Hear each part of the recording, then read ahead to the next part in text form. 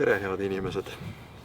Varsti on emadepäev käes ja ma mõtlesin, et tänases kohvikõrvases ma teeksin sellise emadepäeva eelkingituse oma laste emale ja oma abikaasale Eevale, kellel on äsja ilmunud niisugune väga ilus, nii vormilt kui ka sisult ilus romaan pealkirjaga Kirgas uni.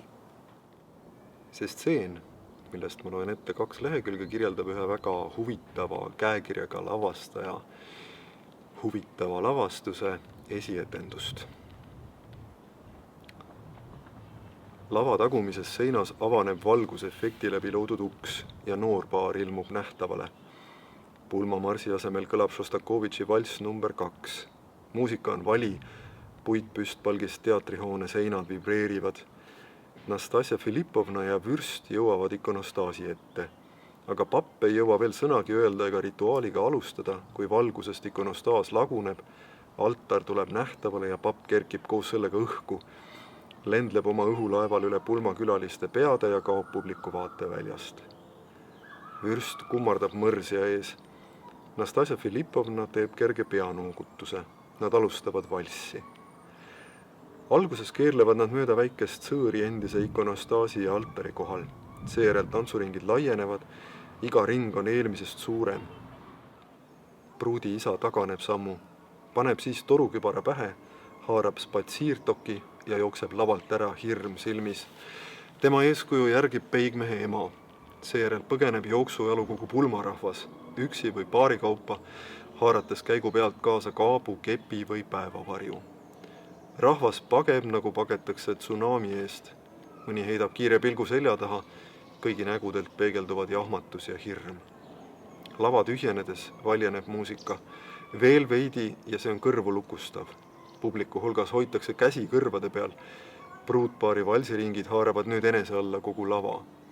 Nastasja ja Lefi nägudelt peegeldub terve maailma õnn, nii palju kui seda siinpoolsuses üldse leida võib. Armastuse tõde, ütleb lavastaja viimases reas nii valjusti, et tema ees istuv noormees pöörab pead ning kutsub etenduse segajat vihase žestiga korrale. Guido tõstab sõrme suule ja sisistab tšš, justkui oleks noormees ise etendust häirinud. Iiris on jäänud ainsana armastajate valssi vaatama. Ta seisab tagalaval, gladioolid käes ja vaatab toimuvat sellise näoga, nagu sünniks ta silme all ime. Ja sünnibki. Valgus muutub pimestavalt heledaks ja laest hakkab sadama kuldvihma. Guido on endast väljas. Tahtmatult teeb ta Iirise poole žesti lavalt ära. Iiris seisab ja vaatab noorpaari. Hoolimata tihedast kuldvihmast on tema kuju saalist selgesti eristatav. Noorpaar tantsib niisuguse kirega, et kummagi kingatallad ei puuduta maad. Kuldvihma sädeluses langeb laest aeglaselt alla poole idamaine vaas, mis on nüüd üleni kiiskavast kullast. Vaas langeb, kuni armastajad seda märkavad. Tantsu katkestavad ja vaasi juurde ruttavad. Nad tõstavad käed, just kui tahaksid vaasi kinni püüda, et see põrandat puudutades kildudeks ei puruneks. Kuldanum läheneb maale, nad sirutavad käed nii kõrgele kui suudavad. Anum langeb just kui aeg luubis, kuni toetub lõpuks pruutpaari kätele. Liikumatu misantstseen kuldvihmas. Muusika vaikib. Näitlejad hoiavad asendit ligikaudu 10 sekundit. Üles sirutatud kätega naine ja mees. Taevast nende kätele langenud kuldne vaas, purunematu, kiiskav. Vaasist turipunased gladioolid. Kuldvihm. Aplaus. Kui Brita ja Immanuel lava eesäärel käest kinni hoides kummardavad, on Iiris kadunud. Millal ta ära läks? Pagan võtaks. Kas ta üldse oli laval?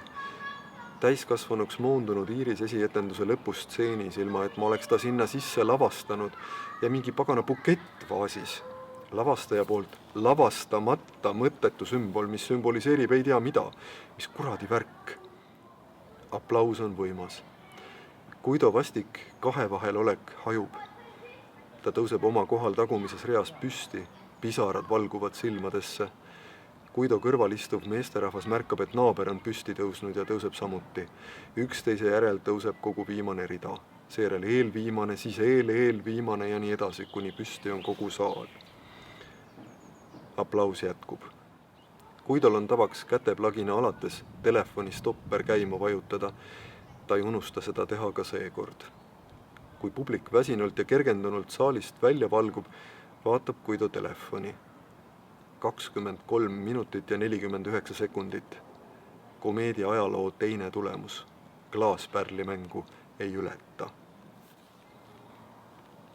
Üks niisugune väike stseen sellest raamatust, kus on tegelasi muidugi rohkem ja lugusidki rohkem. Ma loodan, et teile pakub huvi ja et võib-olla kui olete lugenud, siis tahate ka jagada oma arvamust. Aitäh tulemast ja kohtumiseni!